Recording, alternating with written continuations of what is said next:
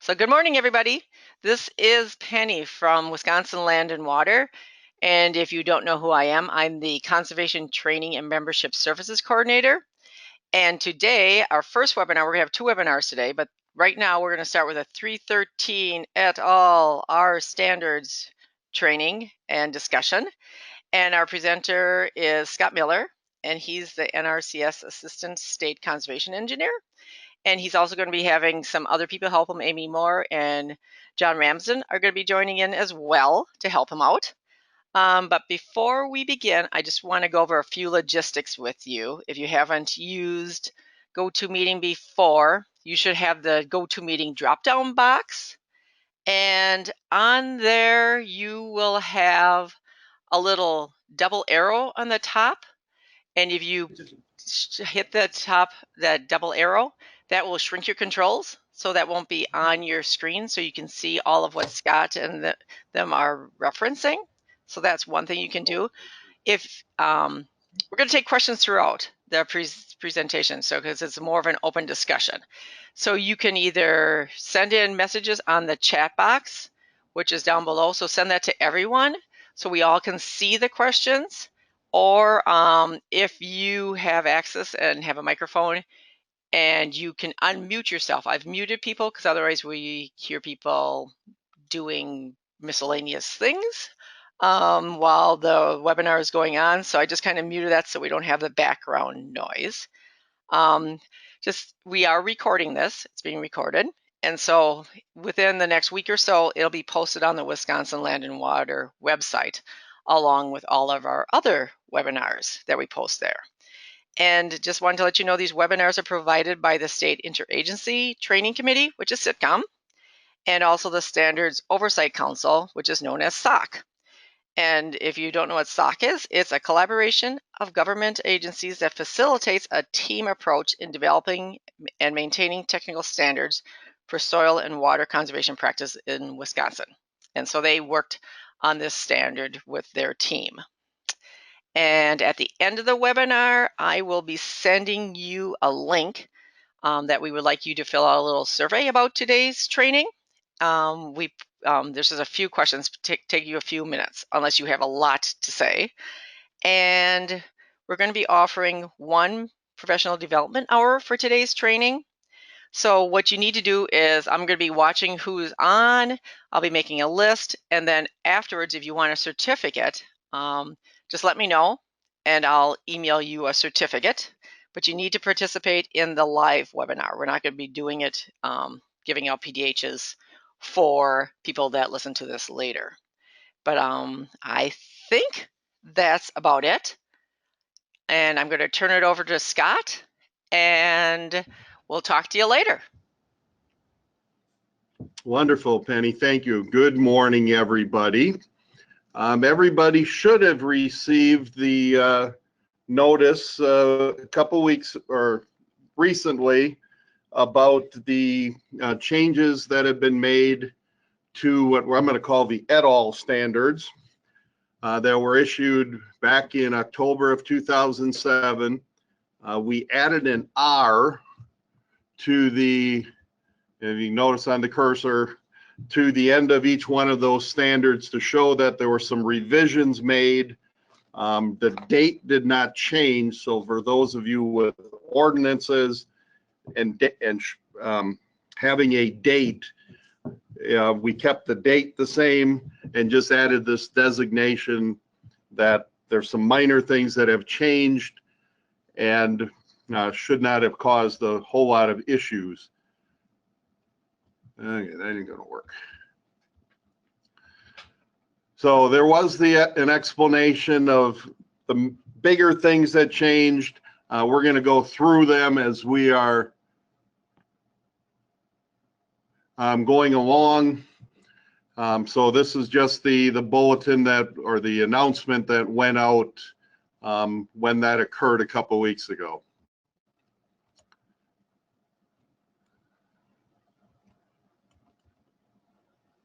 So let's start with 313.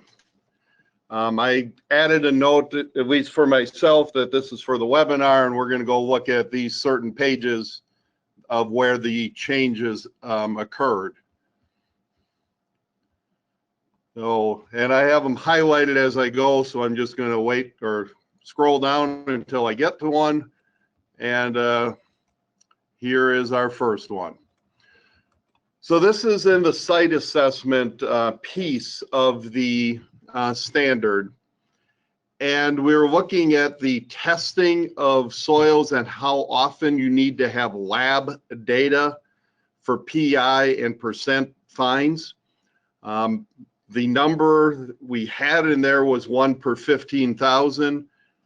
We raised that number, so you end up actually doing half of the sampling or half of the lab testing of the data. We're still, and the bullet above, you're still doing 1 log per 15,000, but the number of lab samples is reduced.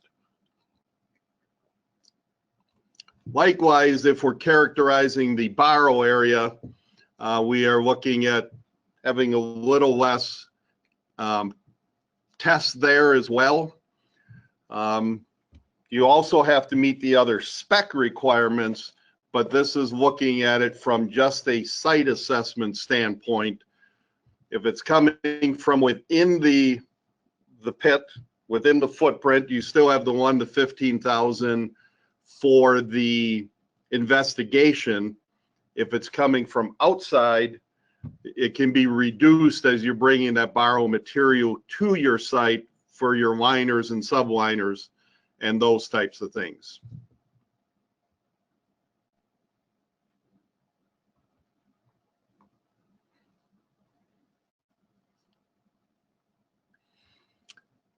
Okay, here is one. This is something I pasted in over the top of the standard, and I'm on, this is in the embankment section. There was always some question of what do I do? How thick does that liner need to be? When does it stop? Where does it, how does that configured? If we go back to the definitions later, and we'll get there, for impoundments, we'll look at it again when we get to that point. But we tried to say in words what we mean, and I'm going to go back up to my picture I inserted to help explain this. So if you have an embankment which is above the existing ground, there are 2 components to that embankment.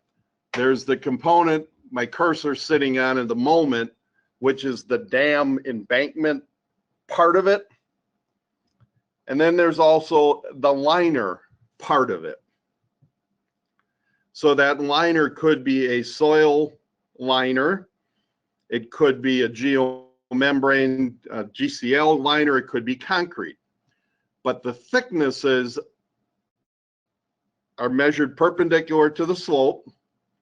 And this back side of the liner, whatever, is going to be carried out until it daylights either the top of the embankment, or if I have a thicker one, out the back slope of the embankment. So that is what we tried to say in words below. So I will call your attention to that. The non-liner part can be compacted to 204. The other parts of the embankment, the liner part will be compacted to those liner specification or liner standards and the specifications that are referenced there. The last sentence in that paragraph that's highlighted, or what's highlighted, the bottom of the liner will extend until it daylights the embankment, either out the top of the embankment or the back slope of the embankment. Questions? Make sense?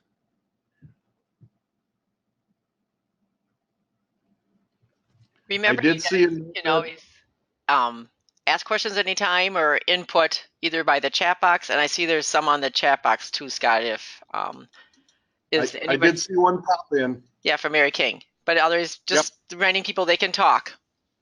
Yes, so this line, the back of the embankment, back of the liner is either going to daylight, if let's say this is a recompacting a foot of the liner, you know, my daylight line, give my cursor a little big, is going to be over here.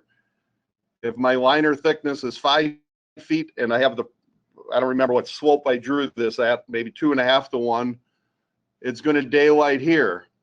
If this needs to be the liner and subliner, it may be back here where it exits the slope.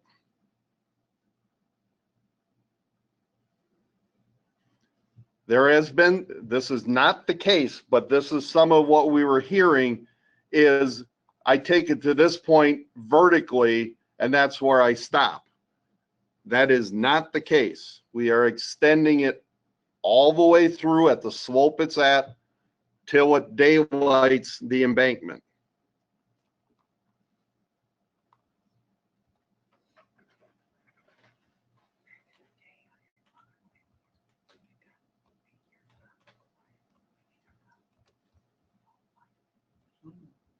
Okay, so moving on, unless there's more questions about that piece of it.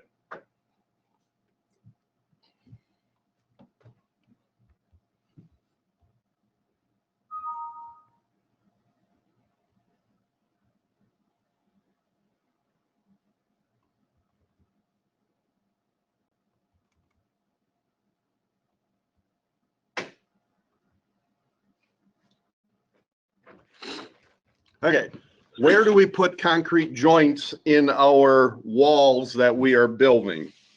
The old standard and the one from 2017 had that 100 foot of running length in it. Well, that makes sense for our standard walls we have. It does not make sense when you have a hoop structure. One of the Pipping has a hoop strength design where the steel goes around.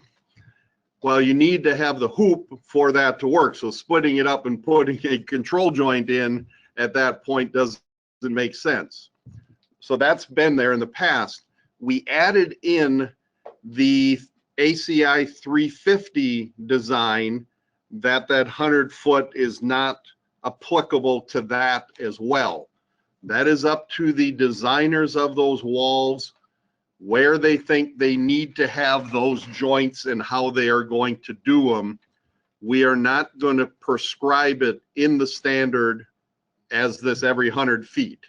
So that is up to designers. So that 100 foot does not apply to both hoop strength and our ACI 350 designs that we have yet to see. So we clarified that as well. This is just one of those definition things. Poorly graded sands are clean sands and they have a gravelly sand mix. For some odd reason, that definition didn't appear correctly in the standard that got issued back in October.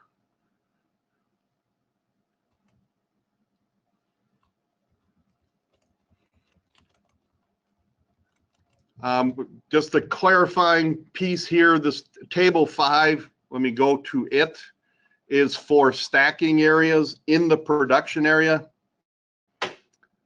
So if you do a reduced seepage concrete, you can have that as a liner in place of the soils that are in table 5. Just to be sure we are clear on that piece of it. We also, I think in this version, and there's been multiple versions and memory doesn't work all the time. We used to have a table 6, which we have removed out of the standard. So there's not a table 6 anymore. It had to do with the bearing pressures. I'm looking at my memory at the moment. No, it had to do with separation distances, which we have back in the standard 522. So we didn't see the need to have it both places. So we removed table 6 out of this standard, out of 313, and put it back in 522 for concrete.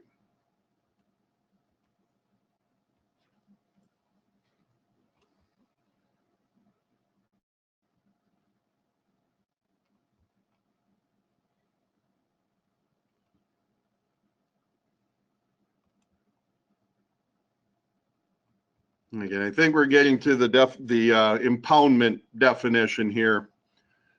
What I said before, if you have an impoundment, it is a waste storage facility constructed of an earthen embankment.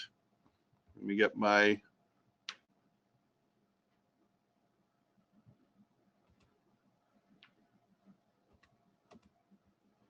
So here's my embankment, which has a liner that's on top of the embankment. So this material where my cursor at is your liner. This is just another part of the embankment. Can be the same material, but doesn't have to be.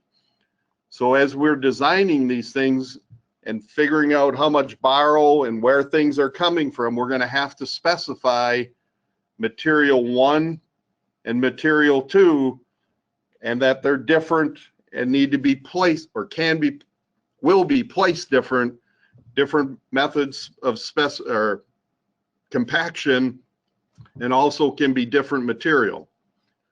So that's the embankment part of this. If I'm down here, the impoundment part that's below the ground, that may or may not be lined. It can be unlined if the in-place materials meet table 1 of this standard. So keep that picture in mind as you are talking about impoundments and the liners that go along with the impoundments.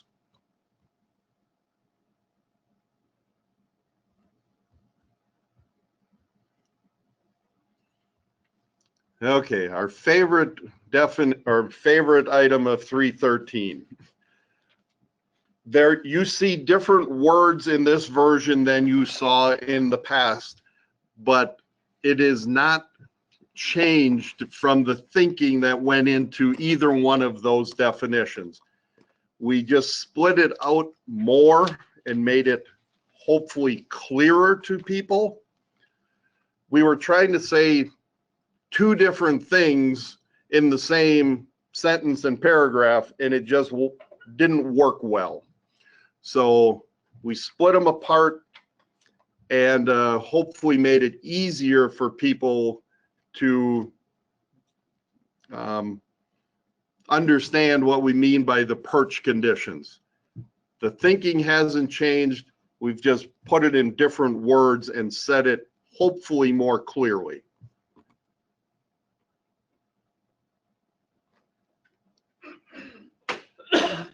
Okay, the last change in 313 is figure 1. The national standard did something to us. They, as we're putting together payment schedules this year, it became obvious, more obvious to us. The design storage volume in the national standard is the total volume of the storage. That's not what we have in our current standard. So we added this total storage volume piece to this figure, and when we get to payment schedules for the NRCS folks, we'll help clear that up. But we added that to the figure so we can reference back to it when we're dealing with our the payment schedules. But notice the MOL volume, the design volume, and total storage volume, and where those are measured to, both on the bottom and on the top. You If you have a current version of the R standards today, there is a slight error in this line, which is being fixed. But this is what it would look like. You know, this is my change just for the presentation today. That was supposed to go to the bottom of the sump. And then the same thing for impoundments.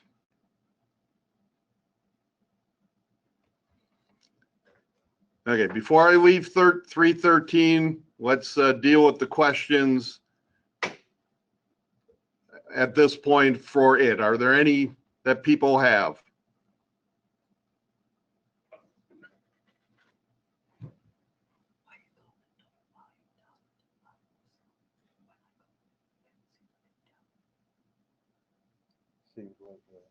Scott, do you want to address Mary King's one on the chat line? I thought I did along the way. Okay, good. You would know better than I. And people, if you need to unmute yourself to talk, I muted everyone again, except for the presenters, so there's no background noise. So you just need to unmute yourself, or you can always send it in through the chat.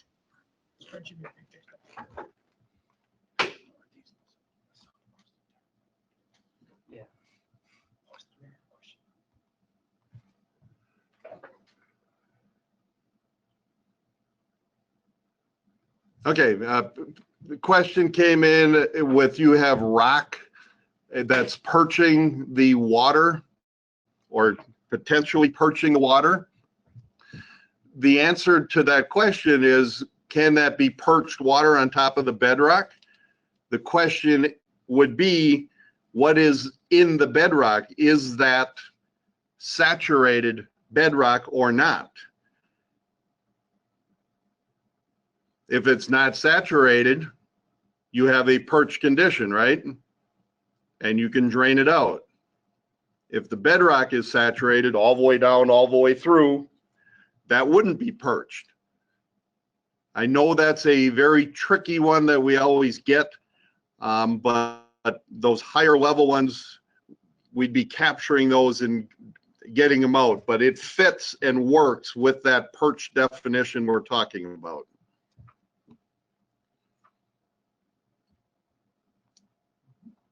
Okay, seeing none others and hearing none others, I'm going to move on to 520.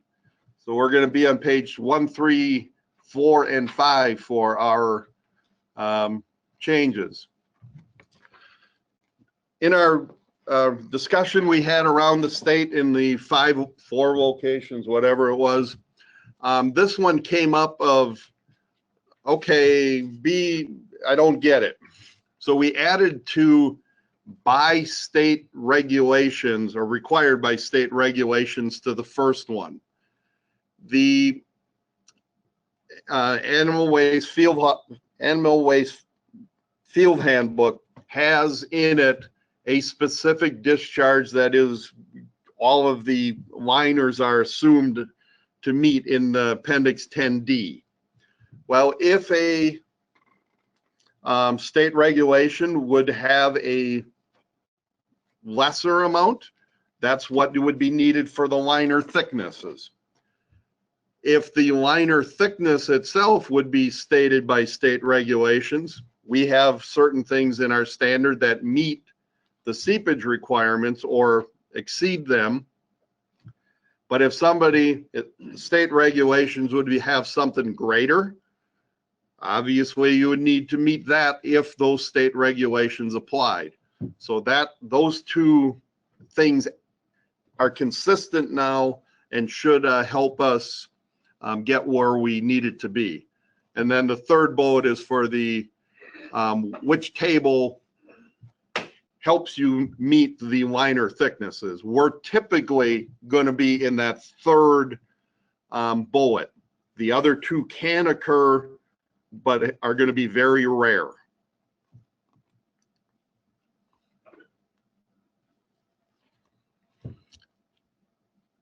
Okay, this one is not a huge change, but it is a slight enough change here which which was brought about by changes to 521 and 522. This used to say clay liner here. And yes, over 50% fines could be clay, but it wouldn't have to be clay. It could be a silt.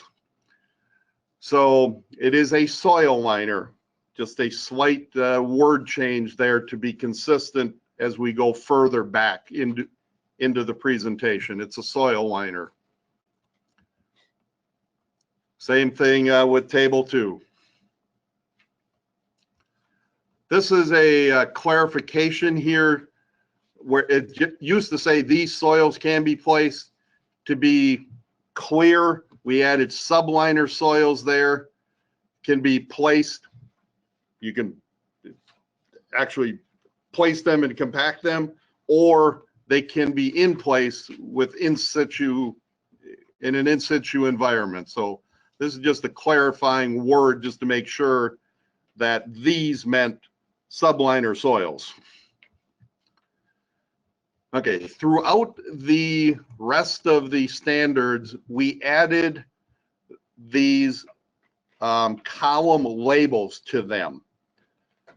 As you are documenting your designs of what you plan on doing, we were communicating that with others, and especially over the phone, when you're going, okay, I'm in the 20% fines of the subliner. Which 20% fines are we in? So table 3, subliner soils in 520, column A. That's what my design is.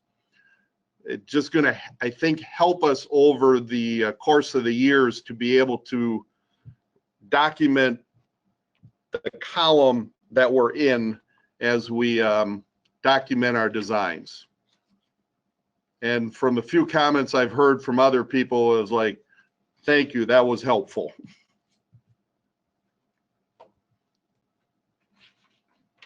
Okay, this is not going to affect us very much.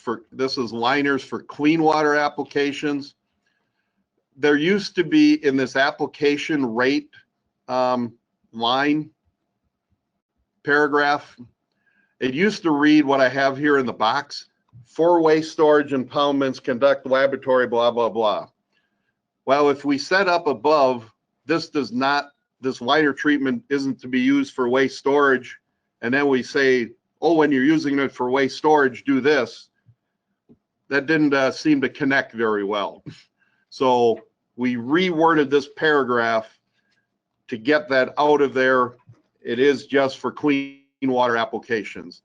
And that's for soil disbursement. And if we go a little further back, you see it for bentonite. Same issue with that paragraph.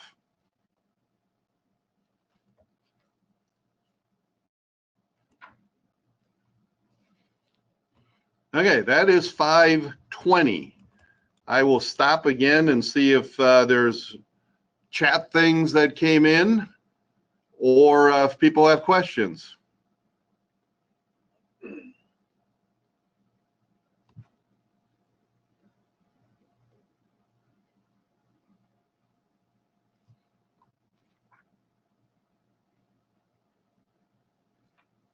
Seeing and hearing none, I will move on. Somewhere along the line in 521, this unit of the practice standard in the national level was wrong. I think we had it right all along, but it was a memory of mine that I had. I'm going to flag that so I can at least talk about it. Liners for this standard is in cubic or in square feet of liner, which makes a whole lot of sense. Number did not make sense that they had in the national, and I think they fixed that problem as we pointed it out to them.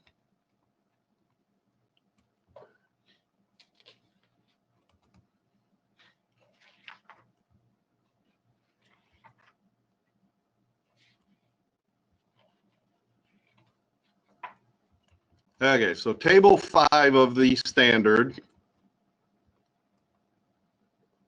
which is on page 5. This is partially where what I mentioned before in soil liner back in 520, it all of a sudden became obvious of we're saying two different things. So in the geomembrane liner, this is a system that is used.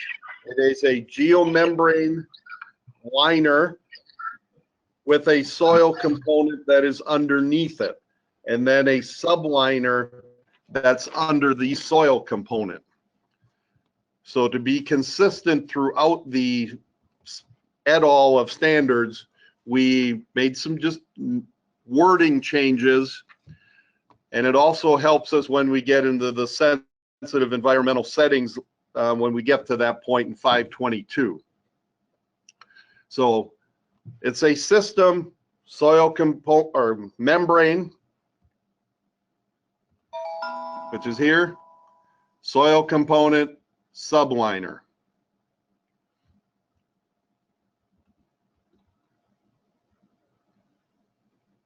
And just to be consistent, we did the same thing with the GCLs.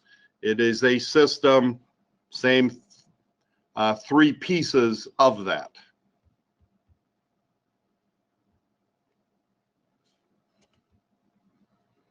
Again, we added the column headers, so I can say my subliner is designed with a 521 in the 521 standard using table 7 column B.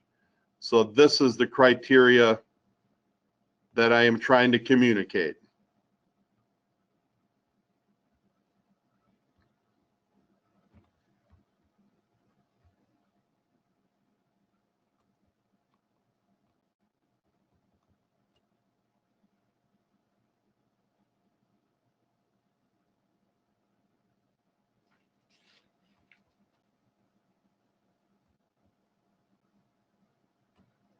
And for some odd reason, the Ag Waste Management Field Handbook was not part of the references, so we added it in.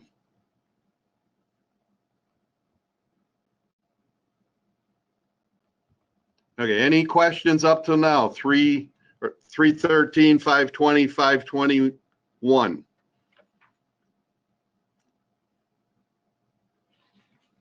Okay. 522, concrete liners. You will see we made changes on the following pages, 1, 2, 3, 4, 5, and 7.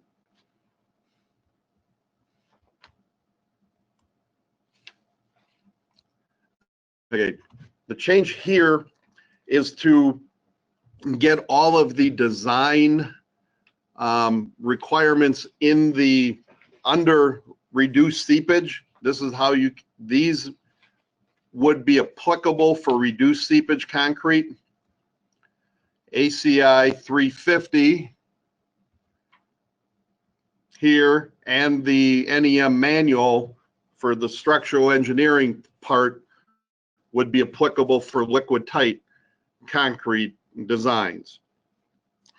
In the standard as it was issued back in October, we didn't necessarily have everything in the right place, and where the brake switch from reduced seepage concrete to something else wasn't right. Like, we didn't have table 1 within reduced seepage concrete. It was slightly outside of it.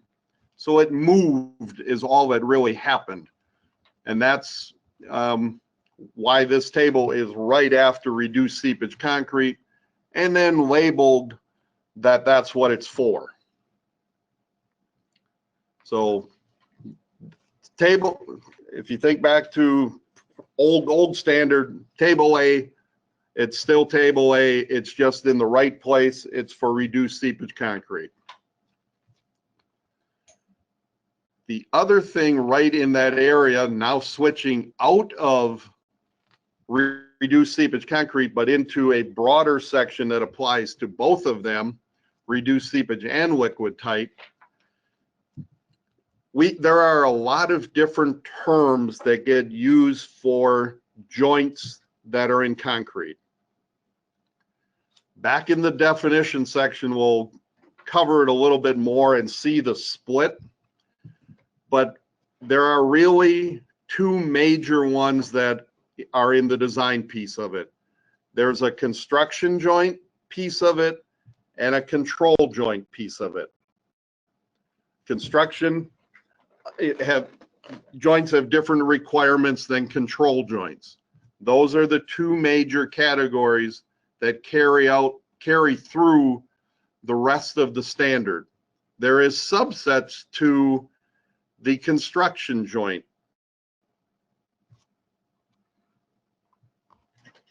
I did it again. Back up 3 seconds. There are subsets to the control joint that have different requirements for the need, but there are control joints and there are construction joints. Two major categories in the standard, and we try to be consistent throughout using those exact terms as we move forward. Hey, Scott? Yes. Could you scroll back up to that table? If we have a 6-inch slab, which row are we using in that table?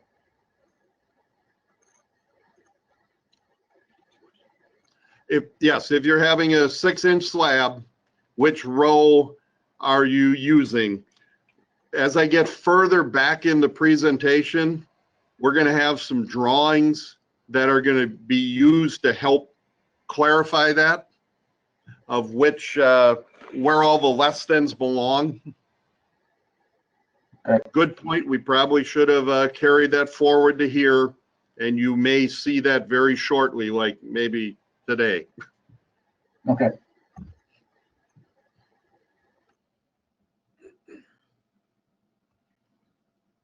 Okay, this change is again getting all of the proper appropriate design criteria in the right spot. So that list I had back on page 1, it shows up here, and it's consistent instead of not one for one like it was intended to be.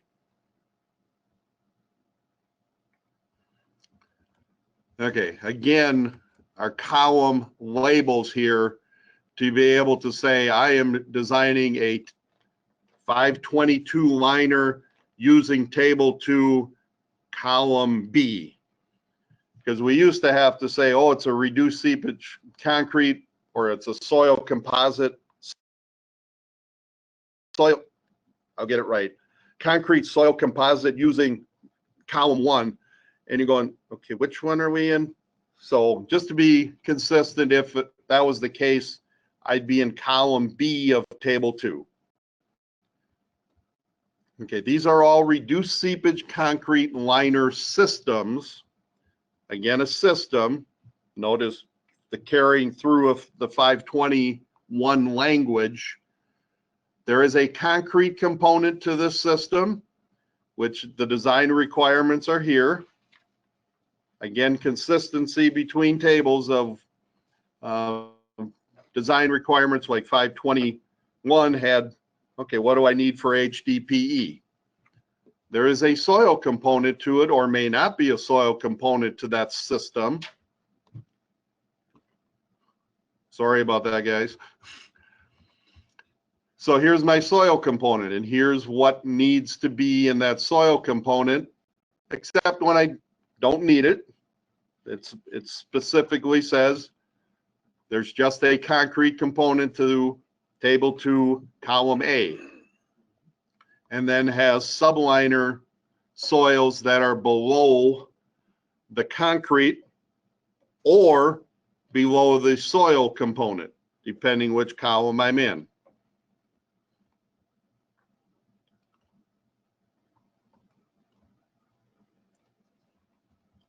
Same thing with subliners. Again, which column am I using?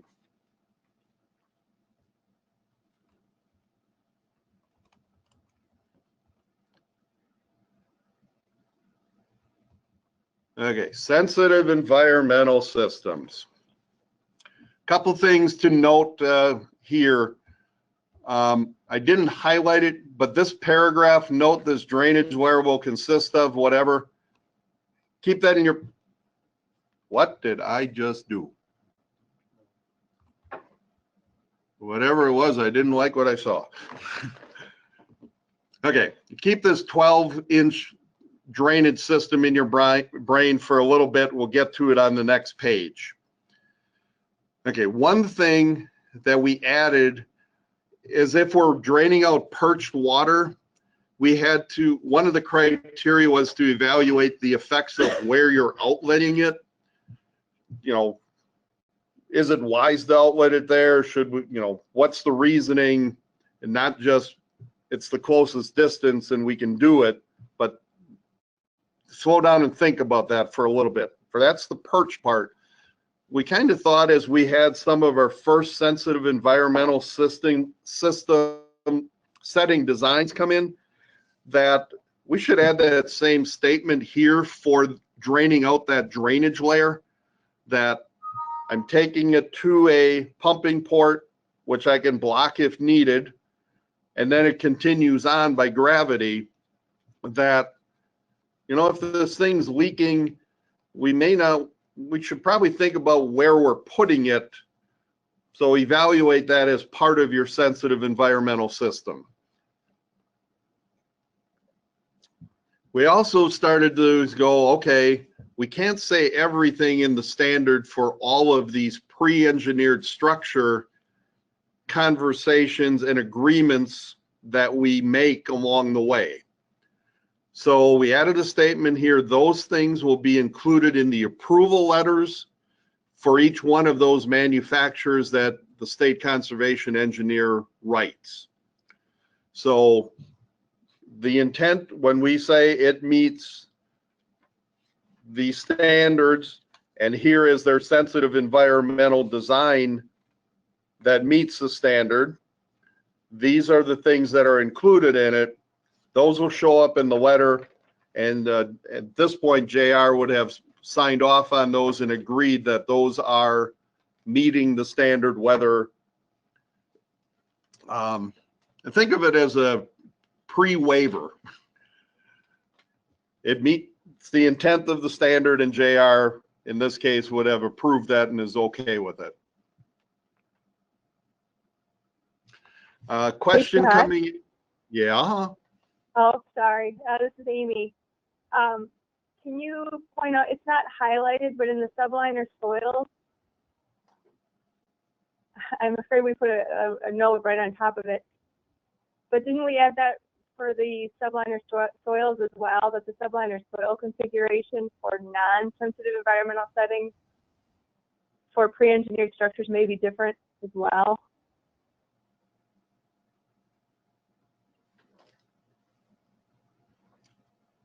Hang on to that question, Amy. I think I have that covered here in Okay. a little bit.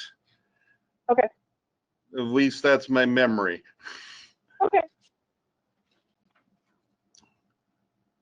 The question was asked about our wall drawings.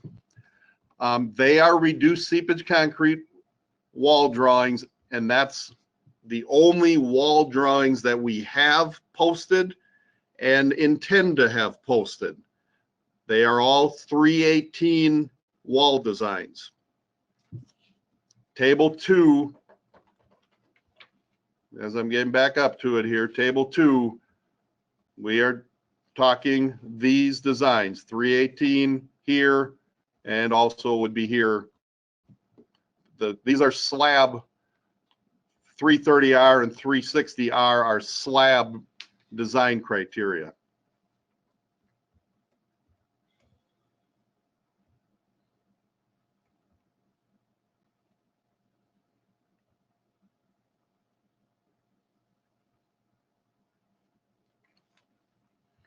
Okay, remember I told you to hang on to the drainage layer in your brain? This is why. It became obvious that we buried it in a paragraph and didn't include it in our table. And people were saying, where does it say that? And we went, you know, flip to the previous page and it's like, oh. So we made it a little more obvious, bringing that system into the table where I have a concrete component and then I have a drainage layer component and then the secondary liquid containment layer underneath that, just stepping through in the chart. So here's that same thing brought forward. If I have a GCL or a membrane liner, that is the secondary containment. So we're not needing to have the soil, no soil component included with that. So if we're using it as a liner back in 521, we got to have the entire system there. If we're using it just as secondary containment, we just need the liner, the membrane part of it, not the soil component part of that. So that's what this note is trying to say. And then hopefully clarified back here in note 2.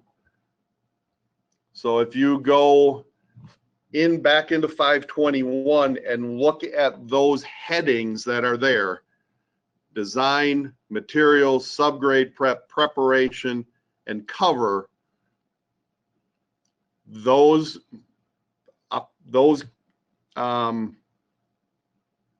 areas of the standard apply.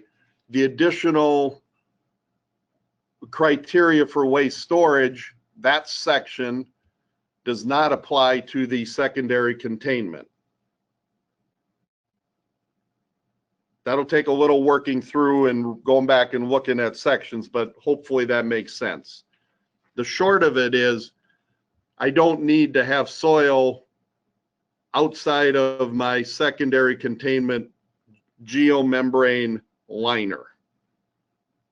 This became obvious working with Weezer in some of the discussions of, okay, got panel, got drainage layer, which is going to be air for their vertical piece, and then a membrane. Why do we need to go again beyond that? So that helped clarify that situation.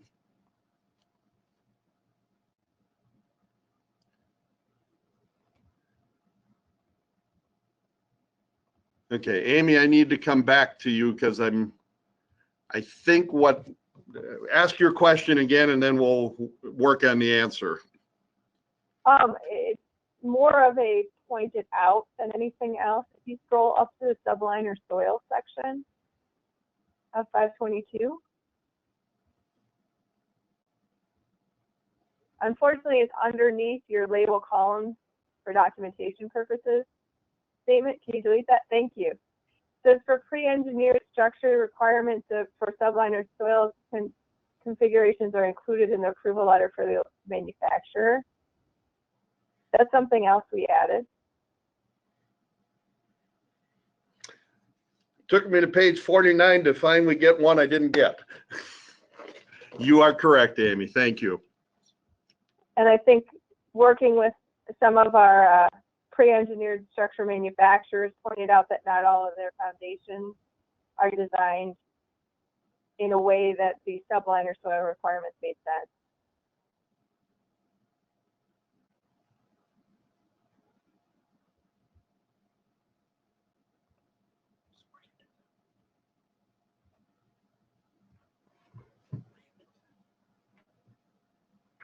Nothing. It's okay. As John was asking me, does that need to change in the standard? No, it's already there. I just didn't highlight it for the presentation. I just wanted to point it out because I know a couple of people that are on the phone call have run into this situation. So wanted to let everybody know that we did try to address that.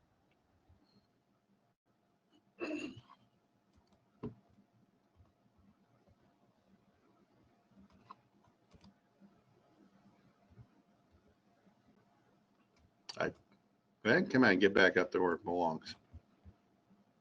I'm saving this for myself for prosperity. So thank you, Amy. That is very helpful.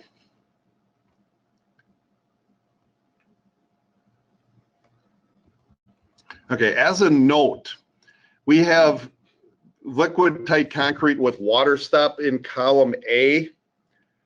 Well, if you have a design that you put together, professional puts together, and you have the approvals to do ACI 350 concrete, and if you read ACI 350, it says reduce the water stops as much as you can, in short.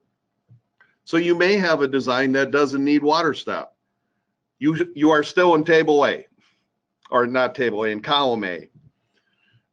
We didn't know how to deal with it, but just note that water stop may not be required in that design if it is small enough and that's what the designer intends to do.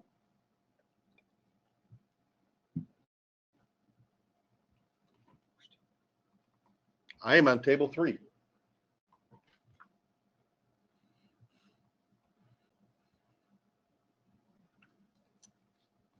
Okay, clean water applications. Did a little cleaning up here as well, no pun intended. Definitely pointing out we need to be in table 2. That's where we're intending to be, and that the subliner soils of that are not applicable for the clean water applications, but just for the waste storage piece of it. Just a little dusting and cleaning on that section.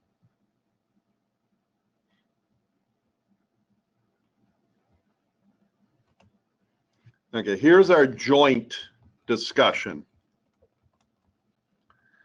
So construction joints, you know, you're buttoning it up against the recent pour. Steel is continued through, and they're monolithic.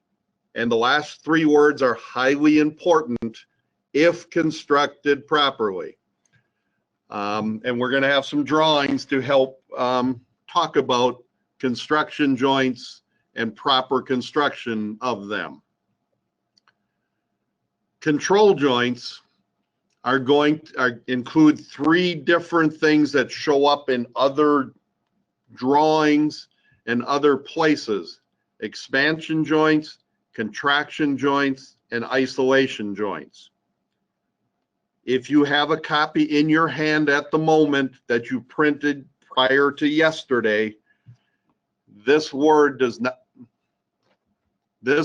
not say contraction in your copy. It says construction, right? As I was preparing and going through this, that was a catch I made yesterday. So it includes expansion, contraction, and isolation. Those 3 are control joints. And then expansion, and it's expansion or contraction depending on, you know, where you look.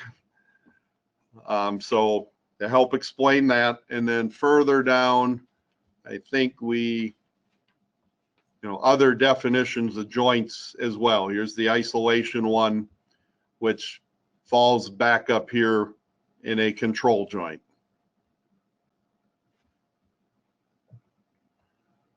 Terms are going to be very important as we move forward, so try to stick with those bigger definitions so that we can communicate clearly the intent of the type of joint and the requirements of that joint as we go forward. That is 522 are changes that have been made.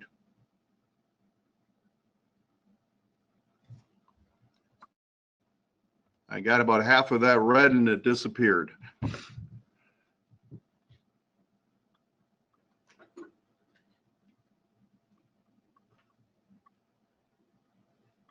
The question is, if we have a sensitive environmental setting and we are using our standard wall designs,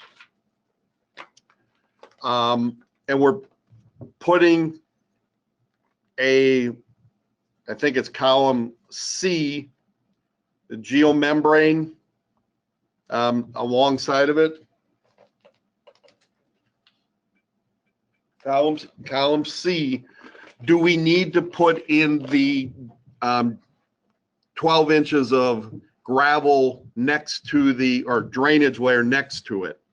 I think that is a discussion we can have on an individual project, but I would argue for that, because as it comes through the wall, whatever joint or whatever's there, reduced seepage concrete, and it hits the secondary containment, gravity is going to take over. It is going to go to the base of the wall.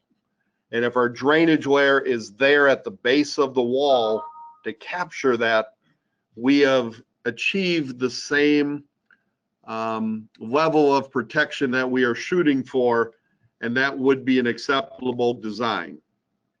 Let's have that conversation on individual projects as we move forward.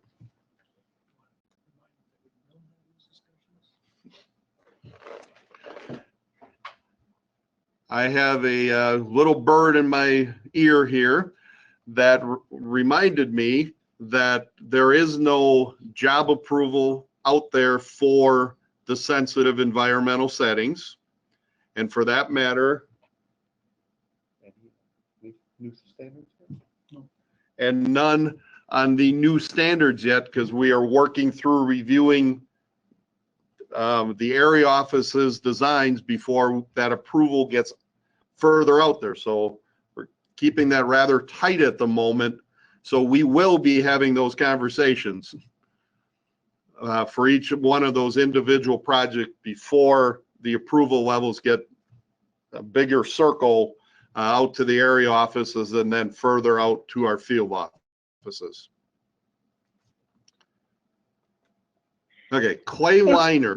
Hey Yes. Scott, before we leave that, can we go back up to table 1?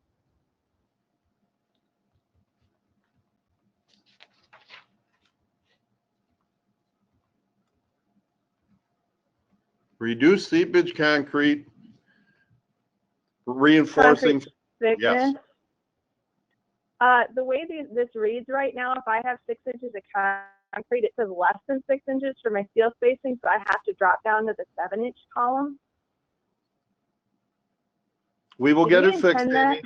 Okay, so that, just to make it clear, that's a typo, and we expect to correct that. Yes, as we get further back into the other discussion you and I and Mike and JR have been having, it'll be clear, and we will clear it up here as well. Okay, sounds good. I just wasn't sure where we left that.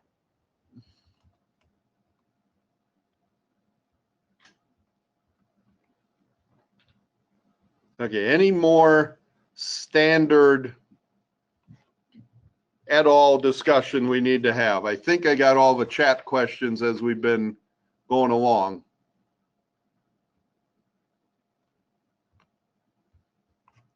Okay, as we were going through this, we had started to look, okay, what specs attached and whatever.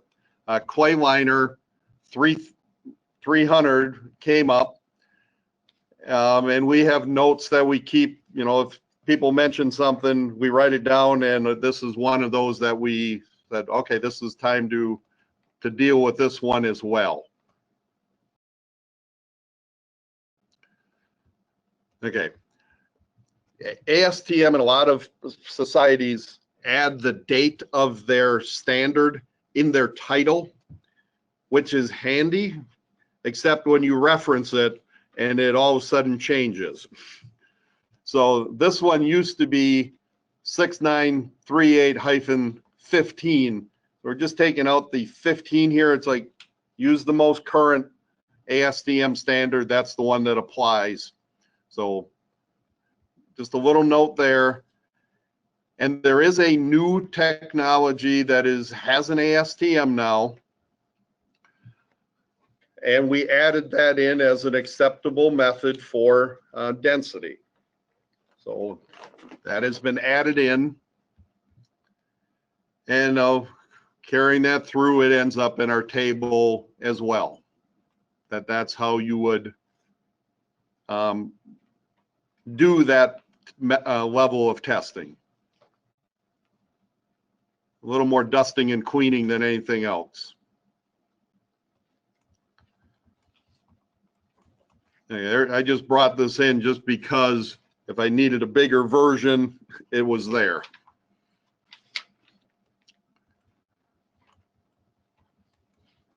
Okay, let's talk some drawings at the moment. So these are the existing drawings that are out on the web page. And I will attempt to make that a little larger for people.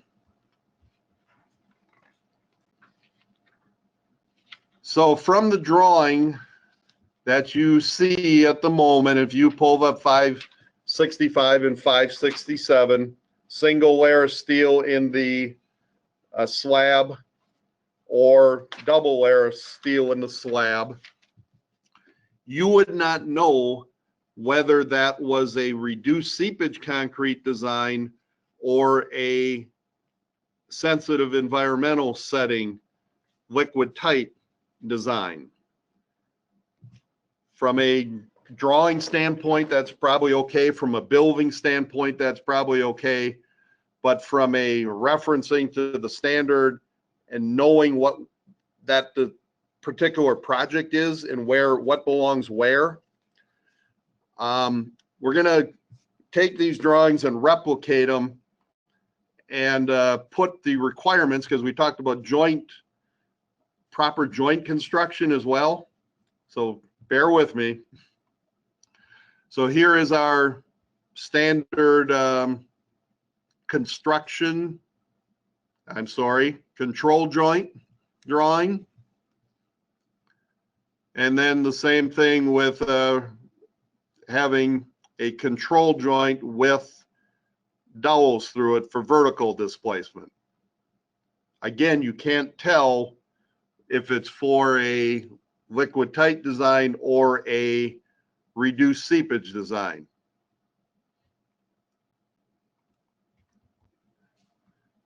So we are talking about, okay, how do we deal with that issue so the right things end up in the right package and we know what we have. These are a number of things that are being talked about and are being worked on to be included in our standard design drawings that are posted for slabs. We're not touching walls and putting those out as standard, up for standard drawing posting. These are slabs. So this is a liquid tight construction joint and drawing that we're talking about. So steel running through. And there we're talking about having these notes on them of how to properly construct that joint. It's not pull the forms and go. There is a lot of prep work that needs to go into that joint to make it a good construction joint.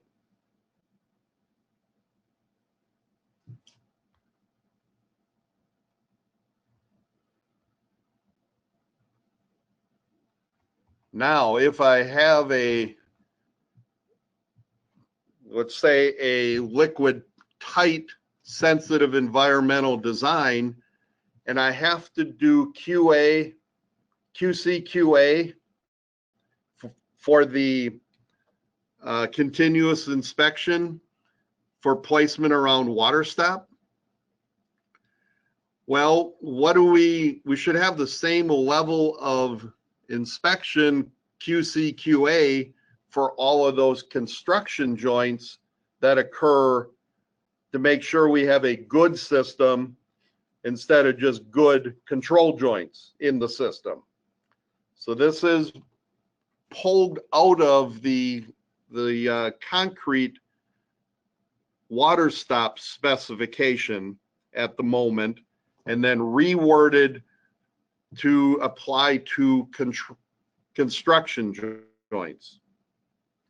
Same philosophy that's there of having the proper people, their job, getting it done right, and then assured quality control up here, quality assurance down here. And if you need to hire the quality assurance, that could be done. To have that on the drawing for a construction joint, because we don't have water stop or may not have water stop, so you wouldn't need the water stop spec, that we have that covered and are having good QC, QA of that project and of the joints that go into that project. So we're also working on some design guides that would go into the standard drawing package that we have posted to the website. This is a current draft of it. This, you know, as you're designing a wall, it gives you the background to it to help you make selections of which wall drawing to grab and what's appropriate. So if we have reduced seepage concrete, which is the left column, and what are its requirements? And then likewise, for liquid tight, sensitive environmental settings, what are its requirements? So again, go back to those 565, 567 drawings. This helps explain what goes in those blanks of those pages. So this is in the works to hopefully get done relatively shortly. Also, as I said back in the, as Amy asked to clarify about the less thans and whatever, this is that same table. We didn't get it right here in this draft, but the second less than would be less than and equal. So if I have a 6-inch slab, I'm in the second row. I'm in this row if it's 6 inches. So we'll get that fixed and clarified. So that is the same table for reduced seepage concrete, distance between, and it's not movable joints, it'll be controlled joints with whatever appropriate steel to make that work. Along the way, especially during the road show we did, we promised that we would have slab drawings and things and steel spacings for liquid tight slabs on grade. We are working on it. So that table is going to is looking something like this at the moment, with notes in it as well. Oops, let me go back up a little bit. So what we are proposing, or is on the table at the moment, is that to separate out, that doesn't get confused from the 560 type drawings, that these liquid tight ones and sensitive environmental settings would be a different drawing package, even though they be very similar, but the labels in the of the drawing will be different, that it will be liquid tight, because otherwise you don't know. And think 5 years, 10 years down the road of what was that? Was it a reduced seepage or was it a liquid tight? You want to be able to pull out and know, you know, looking back at it, not for construction today, but for the record. So these, we're talking about moving them, very similar ones, into the 970 series to make that happen. Having this drawing guide for use to fill it out. Notice we got the less thans and equals right on this one. And this is the steel spacing depending on your the thickness and then the bars that you are using. We in NRCS have been talking about limiting the distance between control joints to 300 feet or less. That is not an ACI requirement. That is something we've talked about and that we think at this point are going to put in this guide for our drawings. That is using our drawings, our thinking. If consultants want to go above and beyond and do what they want to do and meet the ACI code, that is perfectly acceptable. In-house, this is what we're talking about doing. Okay, so I talked about this. We'll have new drawings like these drawings I showed you. Get them in 970 as a series. And again, we don't plan on doing liquid tight concrete wall drawings. These are all just slab types of things. Individual designs for those would have to be done by others. I have gotten to the bottom of page 61, which is what I had planned on talking about and presenting. Any questions, additions that people want to make? And Pete, you want to ask that question again to make sure I'm in the right table when I answer it? I was thinking the reduced seepage concrete table, so you answered it Okay. very well. Yeah, if you have a 6-inch slab and you're spacing and you put in 4s at 18, your joints would be 100 feet. So 6-inch falls here.